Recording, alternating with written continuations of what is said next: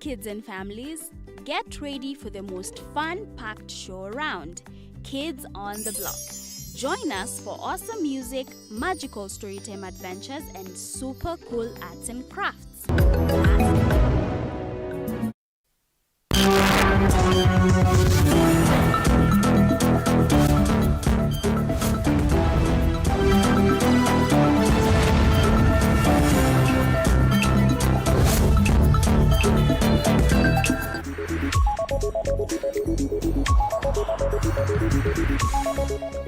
All right, 2 minutes to the top of the hour, coming to you live from our studios here in Nairobi. It's my hope that your Tuesday is coming up well, right on time for the news now. We now shift gears, of course, to the stories of the day. My name is Linda Alela. I'll be taking you through this. Now, the Democracy for Citizens Party, that is DCP, led by Rigathi Gachagua, has officially unveiled its candidates for the upcoming by-elections. The party expressed confidence in a decisive win once the Independent Electoral and Boundaries Commission, IEBC, announces the election dates. While speaking during the unveiling at the party headquarters, Deputy Party Leader Cleophas Malala confirmed that DCP has fielded candidates in all 22 constituencies that are set for by-elections. Malala emphasized that transparent nominations will be held in areas with multiple aspirants, assuring supporters that the process will be free and fair. He urged voters in affected areas to rally behind DCP candidates. And of course, on the matter of election dates, Malala raised concerns over IEBC's delay in announcing the schedule. He alleged that the government may be stalling the process, claiming the ruling UDA party is not fully prepared. Today, we convened a meeting of aspirants who are going to participate in the forthcoming by-election. As you all know, we have at least 22 by-elections. And DCP party has attracted very many aspirants. We just want to urge the IEBC that this announcement for the by-election has taken so long, and we are now tired, but we are ready. Let them declare the positions vacant so that we may hit the ground running. And we are only telling the IEBC, don't waste our time. The people of Banisa have been lacking the member of parliament for the last almost 3 years. And their voice have not been heard for the last 3 years in parliament. Now, the Ethics and Anti-Corruption Commission has released a new survey that has listed police officers as the most corrupt and unethical professionals. Now, the survey released on Tuesday has established that corruption is one of the leading vices dogging the Kenyan employment sector. According to the 2024 National Ethics and Corruption Survey, Kenyans are more likely to encounter unethical practices and corruption in the Ministry of Interior and the National Administration than in any other public institution, with the Ministry of Health, of course, coming at a distant third with 5.8%. According to the report, giving of bribes is the most common form of corruption witnessed in public offices, followed by receiving of bribes, favoritism, and abuse of office. And now the survey also ranked corruption as the second most pressing problem in the country behind unemployment. How certain areas, certain services have been marked very strongly. Employment and the seeking of employment. People are ready to pay a lot of money. I don't know whether you noticed. Up to $250,000 on average. That is not little money. For a person who is seeking employment, willing to pay up to $250,000 so that they can secure that position. And that is average, which means some people pay more, some people pay less. But an average of over 200,000 Kenya shillings tells us that the levels of unemployment in our country are at a bad state.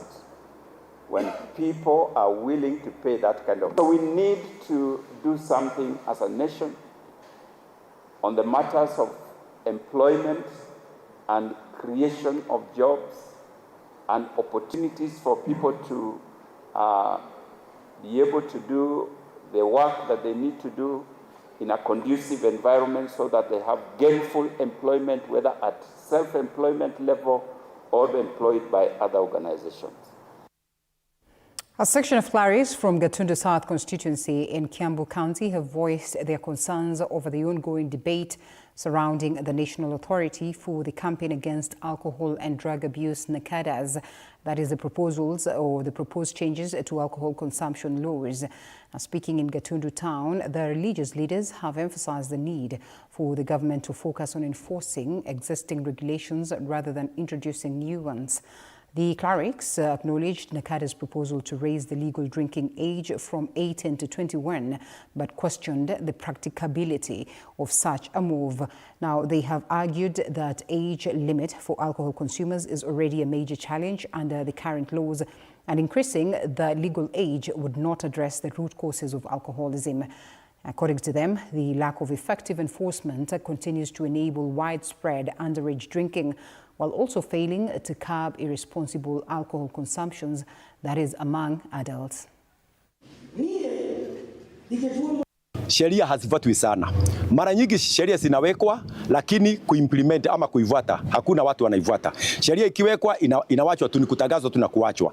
Kwa hivyo mimi vile ningeona mapendekezo yangu ya kwamba mambo ya NACADA ni vizuri hivyo wanasema kama watafuata hiyo sheria, lakini hawafuatagi sheria. Tena kujua huyu mtoto anapoingia kwa club amefikisha miaka hiyo 21, tutajuaje? Kuna kitu mtu atakuwa akipewa akifikisha hiyo miaka, ama ataenda na kitambulisho ndio ijulikane. Kwa hivyo mimi naona hiyo ni pendekezo tu ya kusema, lakini haitaweza kufuatwa. Kuweka sheria mingi, tuhakikishe ya kwamba tumedeal na root cause. Kwa nini hawa watu wanaenda kulewa hata wana shida kwa pombe kila siku? Tunaweza tengeneza njia badala ili tuwaweze kukua engaged na ili waweze kukua wanafanya vitu ambavyo vinafaa. All right, and of course we get to a different story right here. The government's flagship digital payment platform, eCitizen, is under scrutiny following revelations of major accountability lapses. The Auditor General, Nancy Gathungu, has raised red flags over the potential misuse of billions of shillings and service delivery failures, that is across key government agencies. In her March 2025 audit report covering the financial year ending June 30th, 2024, the Auditor General highlights over 9.6 billion shillings, concerns, of course, that have been rendered missing. On the governance structure, which Honorable Kitani also raised, it's true. Our expectation is that there's a tripartite arrangement with a steering committee.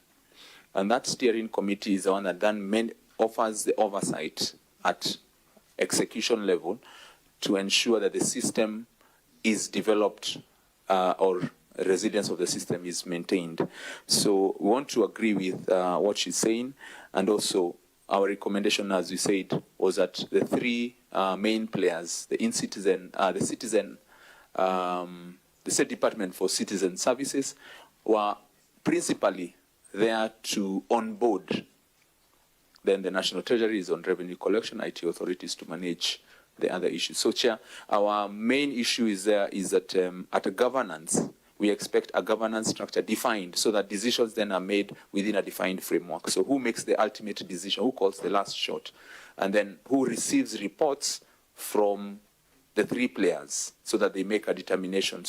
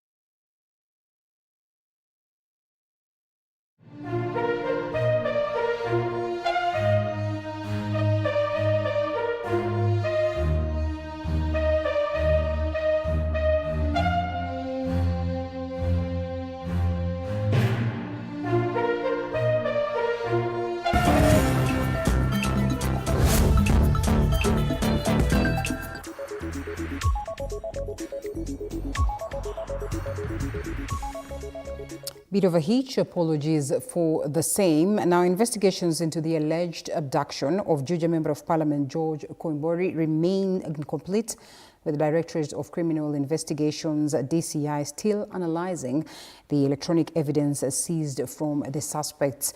Appearing before Magistrate Mark Ehobi, that is at the Milimani Law Courts, the prosecution revealed that mobile phones and other devices had been submitted to DCI headquarters for forensic analysis. Now, the data extraction process is ongoing and expected to take up to 21 days. 5 accused persons, including Member of Parliament George Koimburi, Peter Kiratu, David Macharia Gatana, Cyrus Kiero Mohia, and Muranga MCA Grace Ndutawa Irimo, were present in court, each presented by counsel. Now, the defense confirmed that partial receipt of evidence and agreed to the 21 days timeline, that is for full disclosure. Magistrate Ehobi scheduled the matter for mention, that is on September the 10th, 2025, to review the progress of evidence disclosure and the return of seized items. So 25, George Koimburi Lungu, Peter Kiratu Muhia. Number 2? Number 2 is Peter, yeah? Yes. Inside. Number 3? Cyrus. Yes. And then 4 is David. Yes. Based on the charges. So let's see the charges. And then number 5, the honor is Grace. Grace Peter. Yes. Yes, sir. So let's say the other. Maybe the titulars is number 4. That's fine, I think we'll deal with that. It's just that last time we used number 4. He was the 4th accused person. Oh, I get to the shoot of September. And then also I've adopted the concept in terms of the release of the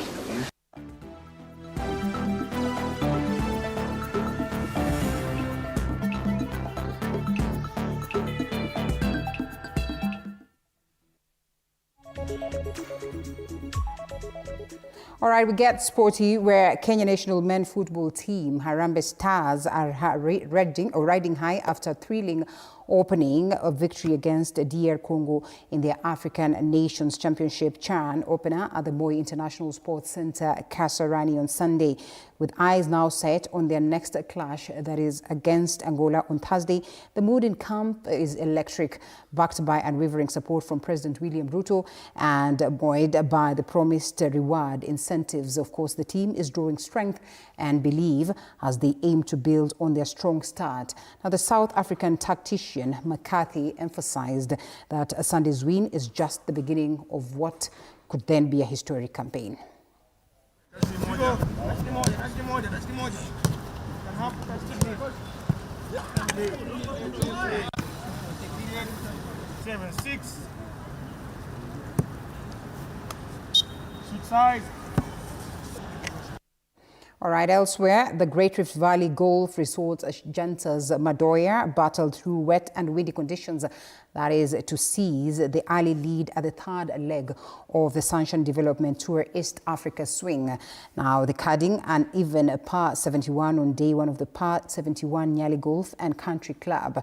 Well, despite a weather delay caused by heavy morning rain, Madoya's steady performance saw him top to a competitive field of 70 golfers, that is from 8 African countries. Now he leads by 1 shot ahead of David Wahu and Greg Snow, who are tied, that is for second on 1 over par 72, with 2 million Kenya shillings in prize money and official World Golf Ranking points at stake. Because I wasn't start well, like 4 holes, I was 3 over 4 holes today. So I need to tell myself you need to fight back, so which I did. So I'm happy with myself. I hit my balls nicely, my t-shirt, but my putt is a little bit messed me up a little today, but it's fine. I'm going to work on it. I made some mistakes where I bogey 15, I double 16, and in that double, I just broke my shots, which was a mistake. So I would say it's my own mistake, it's not about the course. It has been up and down since the first few tournaments. It always happens every year. So after the 2 or the 3rd tournaments, when I come up, so I feel now I'm back to my zone now. Apart from that, I mean, I think the wind picked up this afternoon. I've never played this golf course with the wind the way it is. Really, really swirly and left to right wind. It's made it tough, especially with the flags.